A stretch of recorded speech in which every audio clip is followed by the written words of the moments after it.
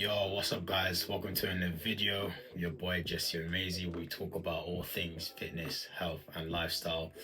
Happy New Year! And as always, if you like the topics, the advice that we share, then please leave a like, comment, and subscribe to the channel. And now let's get into the topic. So, like I said, Happy New Year to all of you. Happy 2026. I hope 2025 ended well for you, but I also hope that 2026 has started off well and you set the tone for the new year.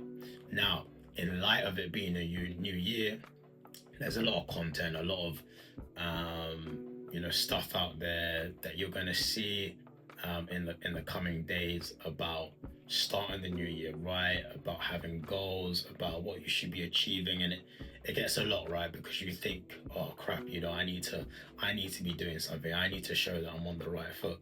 So you're gonna see a lot of talk about goals, ambitions, people wanting to tick certain boxes. But all that is very, very difficult to do if you don't have structure. So today's video is gonna be about, I'm gonna give you some insight into how I'm structuring my year and how I'm going to basically put myself and set myself up to achieve fitness goals, financial goals, and other goals as well. And perhaps you can peel something away from this to set yourself up, or perhaps you've got other ideas yourself. So let's get into it. So the first thing I'm going to focus on is fitness goals, because for me, when my body feels right, everything just flows into place. When I feel fit, when I feel strong, when I feel healthy, when I'm consistent with the gym, when I'm pushing through those hard reps and sets, it's borderline very easy to overcome everything else. Because what's harder than trying to do a 1 rep max on a deadlift? What's harder than getting up at 5 6 a.m. to train when you don't want to train? There's not much else that's really harder than that. So that's the first thing I'm going to focus on. I'm going to focus on being consistent with training, being consistent with my food, making sure I'm locking in on protein goals. Just these mini small things that are very achievable, very bite-sized, but they all add up in the long term. The second thing I'm going to focus on is money and how I'm using it. So one thing that I always do, and I want to be even more consistent with this, is what I call paying myself first. So for most of us, we have a job, right? We get paid a salary, or we take money from the business, whatever it is. Every time you get paid, pay yourself first. Whether this is money you put in a savings account, money you put in an ISA, money you put in investments, whatever it is, pay yourself first, because we work a lot. We work a lot in life in this country, specifically in the UK. We work a lot, and it makes no sense. And I tell people this all the time. You're doing yourself a disservice if you just get paid and blow all your money and you have nothing to show for it. When your friends are talking about let's go on holiday, you have nothing because all you do is spend it casually on the go.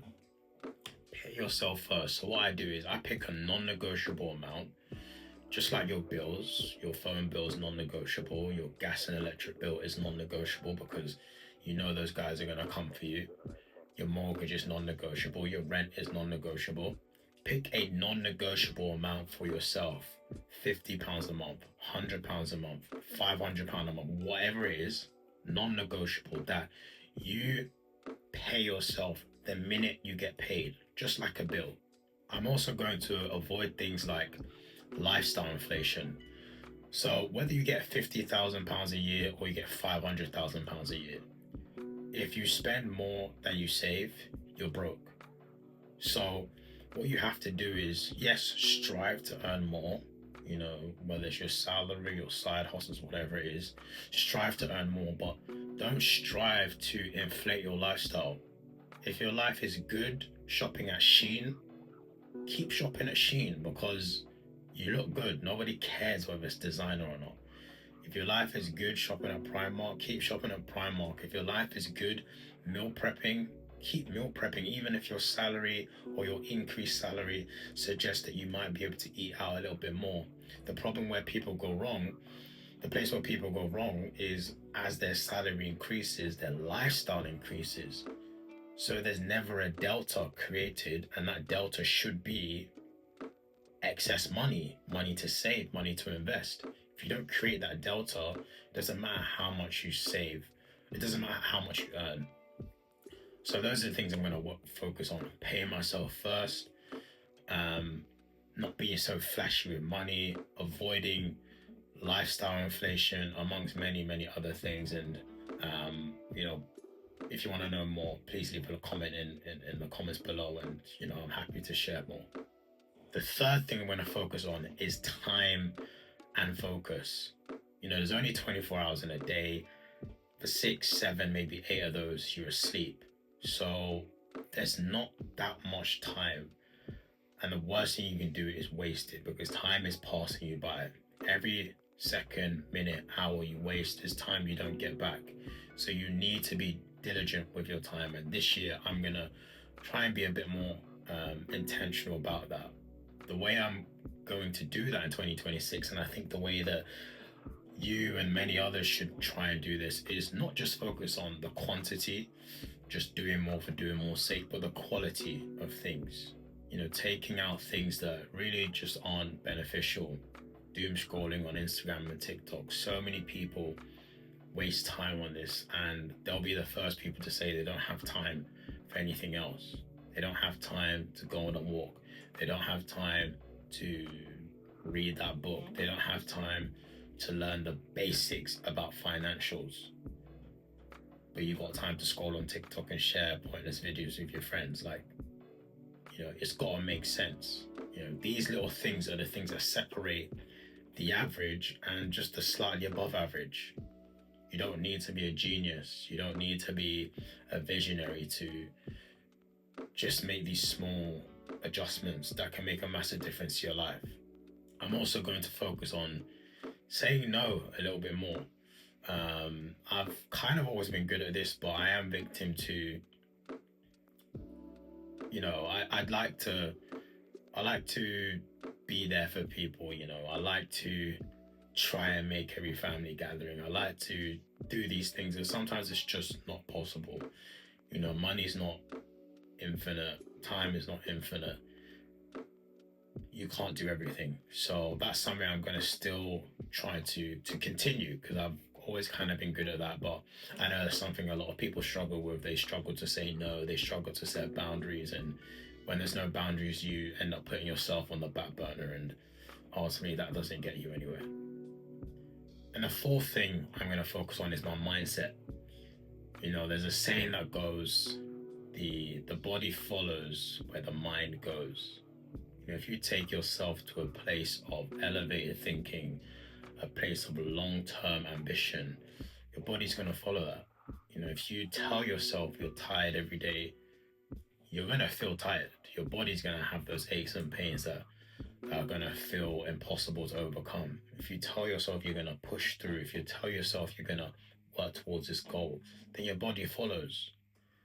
When I used to play football all the time, I was victim to feeling tired when it came to defensive work, because I told myself I'm tired, I can't run back. But when it came to the attacking side of the game, best believe I told myself I'm going to make it. I'm going to get the ball. I'm going to run past a couple players. I'm going to make it into the box. And my body almost all the time did that on the attacking side, because that's the side that I geared my body towards, or I geared my mind towards, sorry, and then my body accordingly followed. So that's something that I think we should focus on when it comes to your mindset. Put yourself in the best frame of mind that your body follows. Another thing is avoiding comparisons and unhealthy comparisons that just make you not want to appreciate the process and the journey. Forget about FOMO. There's a lot of things, especially with social media, that you're going to feel like you're missing out constantly. You're going to feel like everybody's doing so much and achieving so much. And I promise you, most of the stuff you see is fabricated. It's exacerbated, it's enhanced, it's inflated. A lot of these people are doing average, and average isn't bad. I just mean that a lot of these people are doing what most people do: eat, sleep, work, repeat. It doesn't matter how many picture dumps or monthly dumps you see, it doesn't matter how many stories or posts you see. A lot of these people, it's all just fabricated in it. So get away from constantly comparing yourself to people who really aren't where you think they are.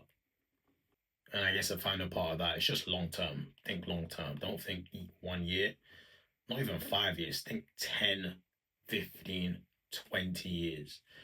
Um, there's a stat I learned the other day that most people, men and women, earn most of their wealth after their 60s. A lot of people think that it's now that people earn a lot of their wealth, and that's not true. But they did put the steps in now, don't get me wrong. But the compound effect of that is actually realized much older, in your 50s and your 60s, because that work has compounded over time, and now it's been fruitful when you're much older. So think long term. So yeah, those are the 4 things I'll be doing this year. Focusing on fitness. When you feel good, you do good. Focusing on money, because money along with time is the only currency we have. Mindset and your time and focus, making sure that you're aligning that with your goals and thinking long term. So these are my plans, and it's not perfect. It's just the way I like to do things. And of course, I'm open to suggestions. I'd love to hear what you guys are doing in 2026 to, make sure you're operating at the most optimal level and ensure these next 12 months are just as good, if not better, than the last. Let me know in the comments below what you think. And yeah, I'll see you guys on the next video. Peace. Hardly, I only love my bed and my mom, I'm sorry. 50 dub, I even got it tatted on me.